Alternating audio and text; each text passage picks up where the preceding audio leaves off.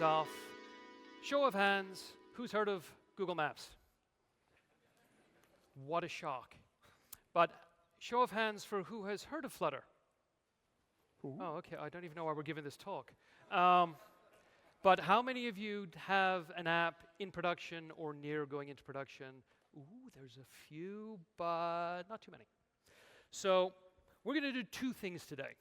The first thing we're going to do is we're going to give a quick whirlwind tour of Flutter, why we think it's good for building apps, and we're going to take a little peek under the hood. We'll do that for about 10, 15 minutes.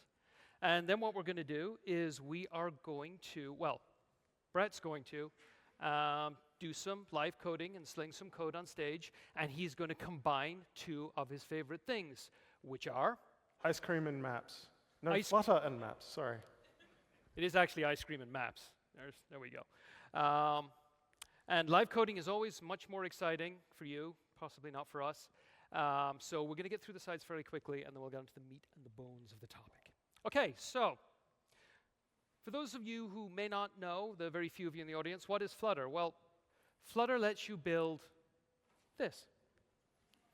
This is an app, runs on iOS and Android, and it's built from a single code base. But if you take a look at the app, it's not your standard out-of-the-box buttons and drop-downs and app bars and everything else. It has a pretty unique UI, and it's got some pretty interesting animations. And really, that's what Flutter is about. It's not about building your standard clone of an email app or building a chat app that looks like every other chat app. It's about building apps that could look like other apps, but give you the power to be able to customize and to create something that you and your designers would want. So let's take a quick look at why we think Flutter is good for doing these types of things. Well, first off, and you're going to see the term native here a lot, and it's very overloaded, so I'll try to be specific. And here, when I'm talking about native UIs, I'm talking about, for those of you with iPhones, when you're scrolling something, your scrolling behavior is going to feel like your iPhone. It's going to drop down a bit. It's going to bounce back up again. And for those of you on Android, it's going to have that little inkwell effect. And when you navigate from screen to screen, the two platforms behave differently. And so that's what we mean by native UX, native UI on each of those devices. And Flutter gives you this out of the box. This is the same app, same code base. But you see they are behaving in different ways. They're behaving appropriately to the platform on which they are running. And you get this out of the box, and Flutter takes care of it for you. Quick interesting fact, everything you see here and in every Flutter app, Flutter is rendering 100% of the pixels on screen, which means the buttons and the app bars, they're not rendered by Android, they're not rendered by iOS, they're rendered by Flutter, and we have built a large collection of widgets to enable you to do this, and I'll explain more why we did that in a little bit. So we got native UIs, that's great. What we also have is we have fluid and custom UIs, and this is one of the reasons why we control the rendering, because since we've built our own approximations of, not approximations, our own implementations of the material design spec and Apple's UI specification, which we call Cupertino, we are able to not only implement these, but give you the ability to heavily customize them if you so desire. And on top of that, because we control the rendering, we're able to optimize these to be able to give you the animations and the 60 frames per second that you would expect. This is kind of a no-brainer. If you've got one code base and you're building for two platforms, you're going to get half the cost if the time is equivalent, and it's going to cost you less money. But that's not really the point here, because one of the things that we have done and what we realize is that giving you an SDK out of the box is only half the story. Because for developers, what you need is a really good set of tools to be able to build apps or software effectively. And so we have built a suite of tools, and the one you see up here is Hot Reload, where when you edit a piece of code and when you save it, it is deployed and rendered to the device on which you're testing, be it an emulator or an actual device plugged in near real time. A second, 2 seconds, maybe less than a second. And so your development cycle is very, very, very iterative. And how does this translate into what we in Google have experienced? Well, there is an app in Google that we converted from iOS and Android to Flutter. It took about 3 or 4 weeks to get engineers up to speed in the Flutter framework to understand it. And once they did and started to re-implement the app and then get to the point where the app was implemented and add new features, it was reported via metrics, because we're Google, data. We all have to gather a lot of it. And when we looked at it, we saw that the developers were about 2 to 3 times more productive versus just one platform alone. And on top of that, they also got the other platform included in that. So we saw really significant productivity gains, which is why Google invests in Flutter, because we get and see real benefits from that. So there we go. There's a little bit of marketing spiel about why you should use Flutter. That's great. But let's look under the hood a little bit and see how some of these things come to pass. Well, first of all, Flutter's tech stack. The entire UI stack is built in the Dart language. There are many reasons why we use Dart, and I'll cover a few of them later on, but we have built the entire UI stack in Dart. And because Flutter is open source, all your developers have full access to the source code of that UI, which are those UI elements, which means you can go in and you can see how we implemented a button. And you can take that and you can change it and you can modify it and you can build your own and be inspired by it or do something different. But the entire source code it's like having the blueprint in front of you to be able to implement your own UI tools. As well as that, you see we have layered it, which means if you want material or you want Cupertino out of the box, just use the widgets that we give you. But if you want to go a little lower and you want to change the buttons to be a little different or your app bar to behave differently, you can drop down a layer and you can customize there. Or you can drop further, play around with the different animations, or drop even further and handle all the painting and rendering yourself. Which is why with Flutter, it is very straightforward to be able to customize to a very high degree your UI. So that's great. Our engine is built in C++. And it runs on the Skia rendering engine, which is an open source project, and other projects such as Chromium use it. And so we use this. This is a highly optimized engine for drawing 2D graphics, and it is available across a large number of platforms. And the reason why we use it is because there's a great implementation of Skia for Android, a great implementation of Skia for iOS that we can compile to. Or not that we can compile to them. But because we have an engine embedder, we can potentially deploy to other platforms. So there is an experimental engine embedder for Flutter for macOS, which you can go and get on our wiki, I think. It's on the GitHub, yep. It's on the GitHub. There is a great post we did in Medium, which describes how to build an engine embedder for Linux. So Flutter, at the moment, we're focusing on mobile. We're making sure the Android and iOS experiences are great. But there is the potential to have Flutter run on other platforms as well. Another reason why we use Dart. We didn't just pick it out of a hat and go, oh, there's a Dart language, we'll use that. One of the reasons why we did it is Dart has a great compiler chain. And so what that means is, when I showed you hot reload earlier, and you're going to see Brett use that heavily, you saw code change and then the actual implementation of the app change on the device in near real time. And the reason we can do that is because Dart has a virtual machine, and when you're in debug mode, we can take your app, put it on the phone, we can take your virtual machine, put it on the phone, and every time you change your code, we can inject that code straight into the virtual machine, and boom, it's running on the device. That sounds wonderful, but virtual machines come at a cost in terms of performance and come at a cost in terms of the size of your app, which isn't ideal when you're going to be deploying to production. But Dart gives us other means of being able to compile this. So that was our JIT implementation. We have a ahead-of-time compiler, which will take your Flutter and Dart code and will compile it down to native machine code on the device. We have ARM machine code on iOS and Android, and it is running on the bare metal. We don't need a VM at that point. We don't need a lot of the tooling we've built for debugging and profiling your app. We strip it all out, and it becomes much, much smaller. So you get the best of both worlds.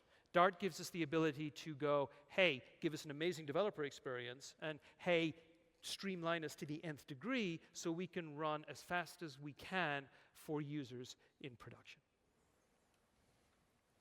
And developer tools. If you use Android Studio, IntelliJ, fantastic plugin. We maintain it ourselves. If you use, like myself, Visual Studio Code, fantastic plugin which we maintain ourselves.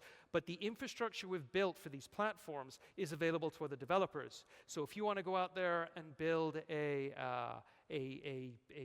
integration for Vim, which has been done by some of the engineers in the Flutter team, or you want to build it for Emacs or any of the other IDEs, that's entirely possible. We have full terminal support for those who like to live in the command line, for those who like to have continuous integration servers. I've mentioned hot reload. And we have a great package manager. So when you're pulling in your first-party and third-party packages and libraries and plugins, we were able to take care of the versioning, pull in the right pieces for you to make that happen. We have platform channels, which allows you to integrate with existing Android and iOS code, be it Java, Kotlin, Swift, and Objective. I got them all. So Objective-C. Yep.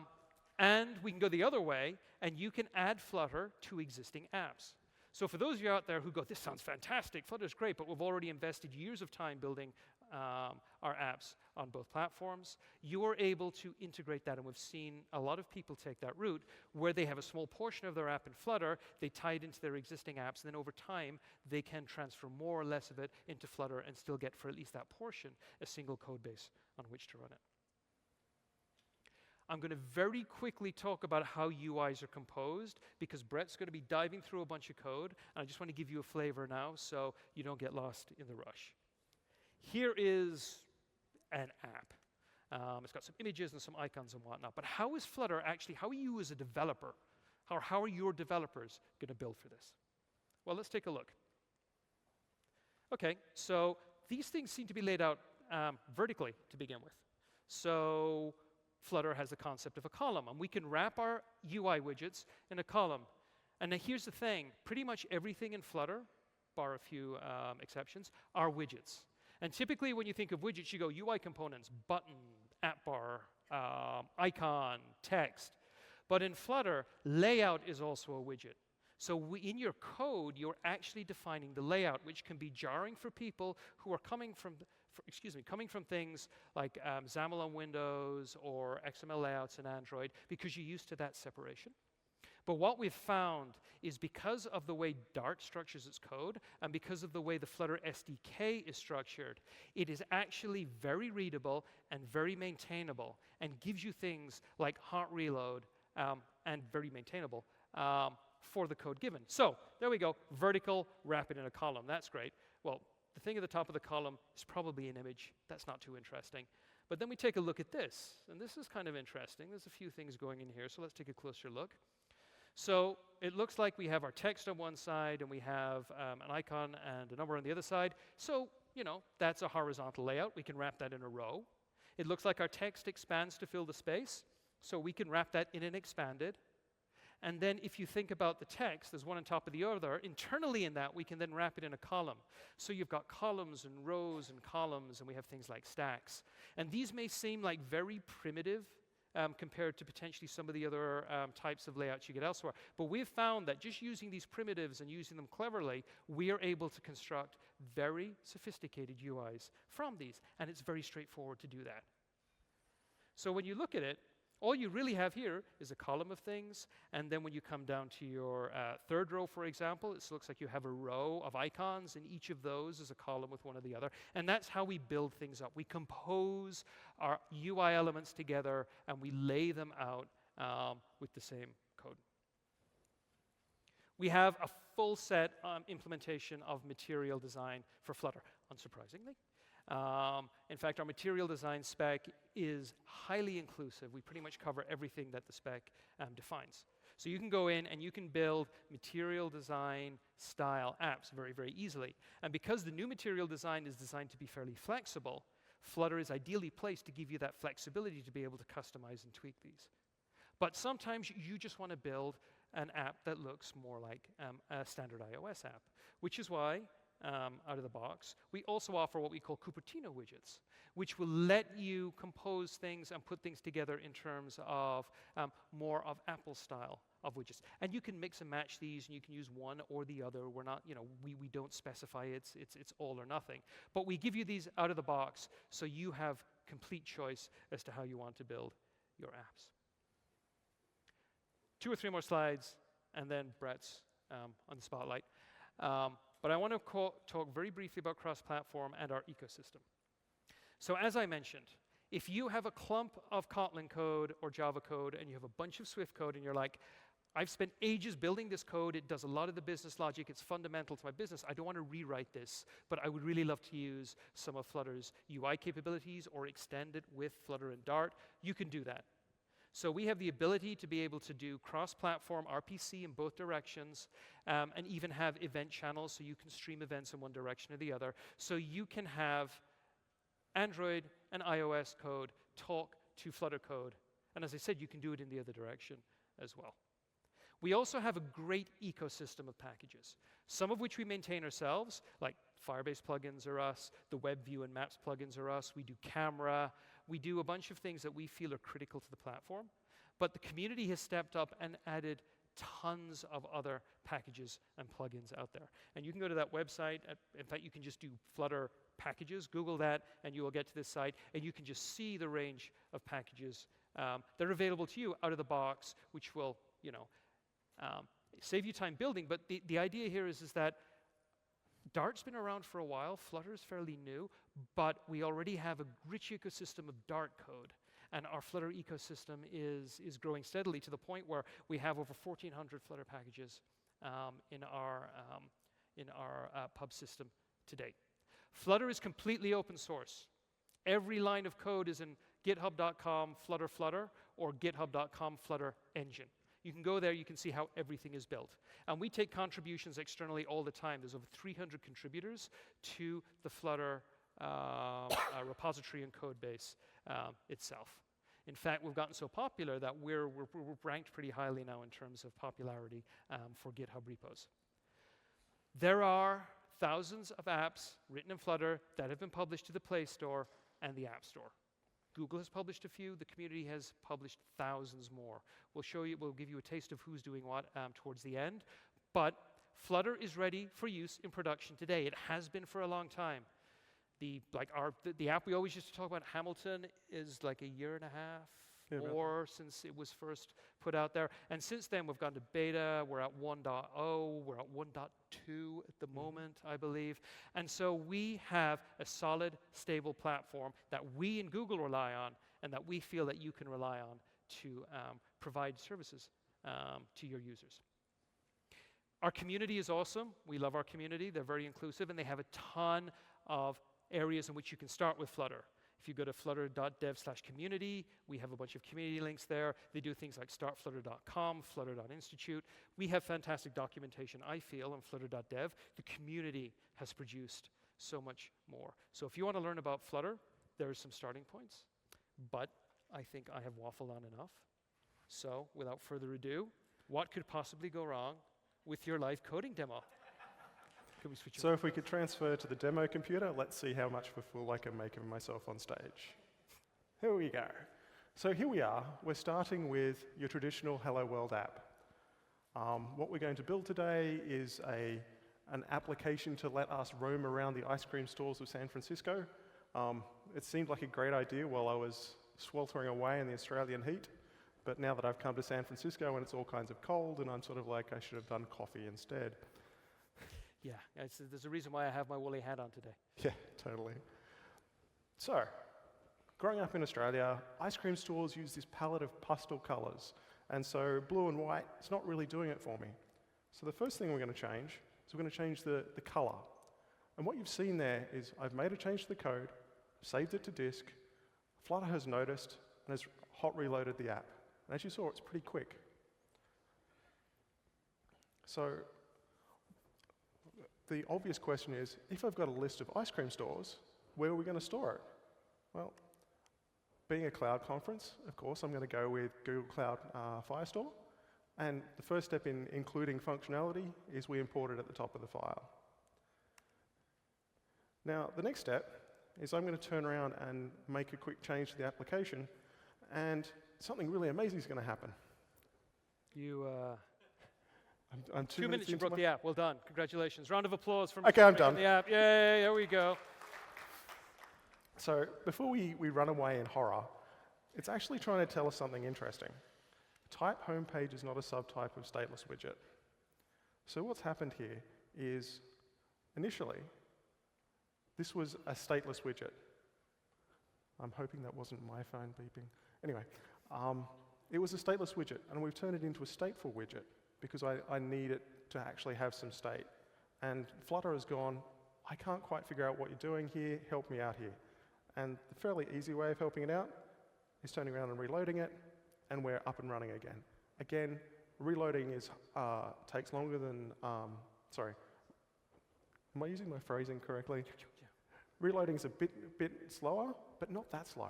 So one of the things to see here is that like the app broke, and is not immediately obvious why. And that's because one of the benefits of hot reload is that it maintains state.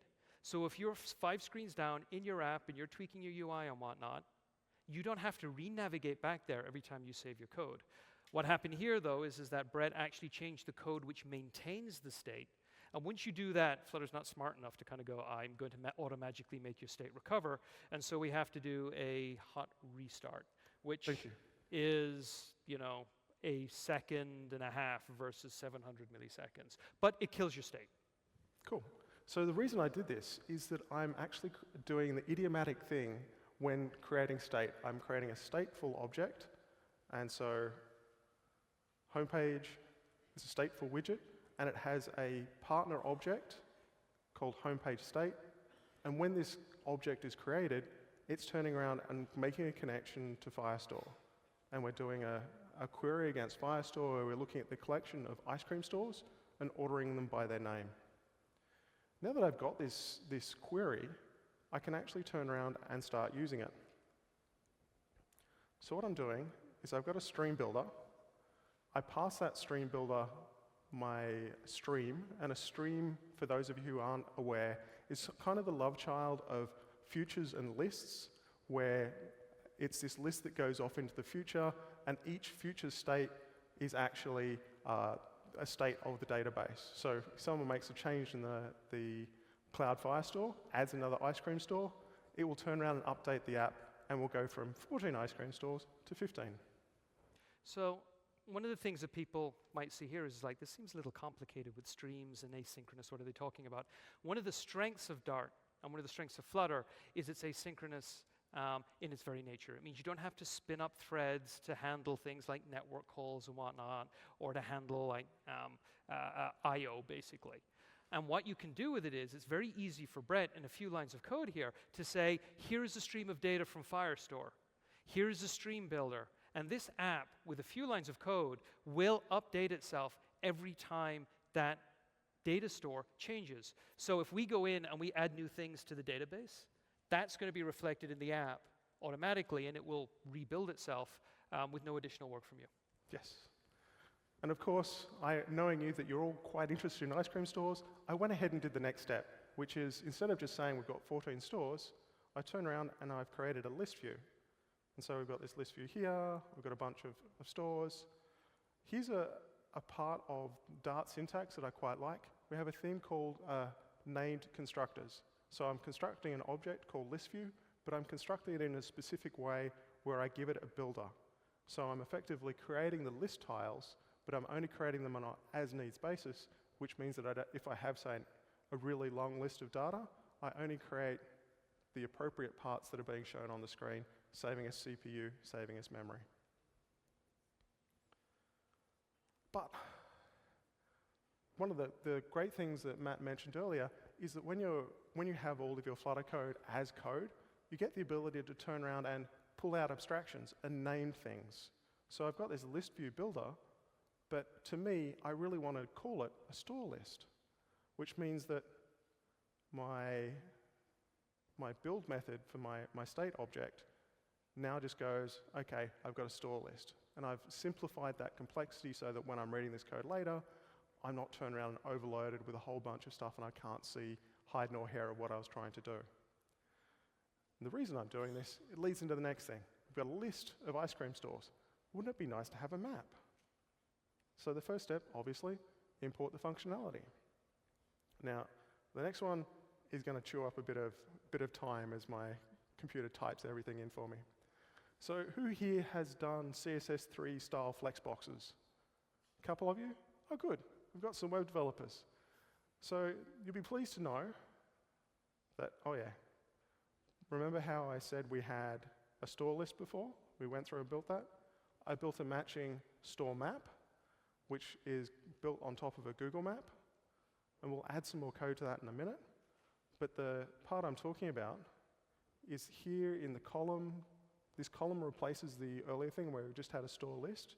And because this column is made up of 2 flexibles, 40% at the top is the Google map, which is this part here. and 60% down here is our list, given that we have 2 and 3, which add up to 5. 2/5, 3/5, 40%, 60%. So that's cool. We've got a map. We've got a list of ice cream stores. Wouldn't it be nice to actually, I don't know, put some markers on the map where all the ice cream stores are? Fans of ice cream in the audience. Excellent. Boom, we have some ice cream stores. So we can click on them, and they've got titles, and that's all good stuff. But you know, what would be really nice is if I could click down here and go to the actual store. Okay, let's include some more functionality. And this time I'm including Dart async. Why am I including Dart async? Okay, so what I'm creating here is a thing called a completer. And a completer is a way of, it's an asynchronous communication channel. Because I have an interesting problem in that I want this list down the bottom here, when I click on it, to control the map. And the map gives us a way to do it, a Google Map controller, but Google Map doesn't give it to us until after it's on the screen, which is too late to hand it to the list view. So effectively, I'm handling the list view this sort of token that says, at some point in the future, this thing will resolve or complete to a Google Map. So let's turn around and do some more typing. And here's the important part. When the map is created, we turn around and complete that completer with a Google Map. But because I've created things out of order, I just need to reload my app. Okay, our completer is now loaded. Let's turn around and fill in the store list. So we're adding some functionalities to this abstraction such that when we tap on one of the list tiles, it will turn around and go to the latitude and longitude of where that store is. So let's say we want to go to Cream San Francisco. Yes. We're done, right? Are we? Good. Oh, okay, let's do 22 some more. minutes left to go. That was good. This didn't go so smoothly when we practiced it earlier today. What would be really nice, we've got a list of stores, it'd be nice to use some photos. So alongside the name of the place, the location, the street address, I've got a place ID. And talking earlier, we mentioned the fact that we have a whole bunch of community-maintained packages. And there's a package called Google Maps Web Service, which gives us access to the Google Maps Web Service APIs. In this case, I'm going to be using the Places API to look up information about these ice cream stores. We have things like opening times, reviews, all that sort of stuff. The part I'm going to be using is the photos. So the first thing I need to do is, of course, refactor things. I'm creating a store list tile that has state. So it's got a store list tile state, and we're going to turn around and use that to remember things once we make calls to Places API. Let's do that now. And we'll turn around and we'll create a Places API client that we'll make requests over. I have to make a quick comment here because I was the Maps developer relations for so many years. Do not put your Google Maps API key in a production app. Don't distribute it. When you're doing quick demos on screen, that's okay. Don't do it with production. Just saying. Okay. Because I created the state objects and then added the init state, I just need to do a quick reload and we'll get a whole bunch of photos. Okay, now we're done, right? Yeah, we are done, right? No? More? No, I'm going to do one more step. One more thing? Always one more thing, right? Thanks, Martin. So, given the fact that we've created all these abstractions, we've got list tiles and Google Maps and all these sorts of things, what I'm going to do is I'm going to replace the list view down the bottom by replacing just that store list abstraction with a store carousel. It'll turn the page into a full screen map. We'll have a carousel of tiles across the top that we can click on. It's almost finished typing. I broke it again. So one of the fun things is, because I had this completer, and I've completed it twice because I reparented the map, it's getting cranky at me. So you won't see this in production, but just because of the way I've been building it live, it now works. So we can turn around and click on it. That's Mission Dolores Park. That looks like by right to me. And now we're done. Does that carousel actually scroll? Because, Oh, yes, yes. just Most you know, important part. I mean, There we that's- go. that's the impressive piece of your demo, and you completely forgot.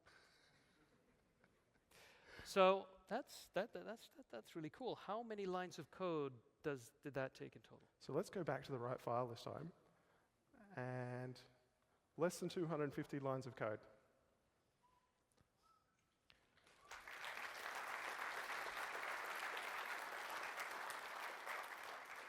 Back to the slides. So we threw a lot of code at you there, and we went through a whole bunch of coding pieces, but that was real code. That was it actually hot reloading. That was it breaking when things break. And the idea here is that we went from like 0 to about 150 lines of, or 250 lines of code, having multiple different representations, showing the composability, showing how we can reuse pieces, and showing the power of things like Dart's asynchronicity to make it easy to construct and build these apps. Because you've seen a lot of code on there, but when you sit down and you look at it, you work through it, it's actually fairly elegant, maintainable, at least I think so, and readable. Yes. So hopefully that's given you a little bit of a flavor for what it's like to work with Flutter and to integrate it in things like Google Maps. There are a bunch of people, much more in this slide, that are using Flutter in production in various ways. We are, obviously. Groupon, Square, Tencent, Alibaba, all of them are either using Flutter to build 100% Dart and Flutter apps, or are using Flutter inside their existing apps. And there's a wide range of uses across all of our users, but we're seeing that companies like these hopefully are trusting the technology because these things are deployed across hundreds of millions of devices at this moment in time around the world. So, if this takes your fancy, we highly recommend go to flutter.dev. We've got a couple of starting tutorials. If you're new to Flutter, go and check it out, see if it's for you. And with that, we will open it up for questions. Thank you very much.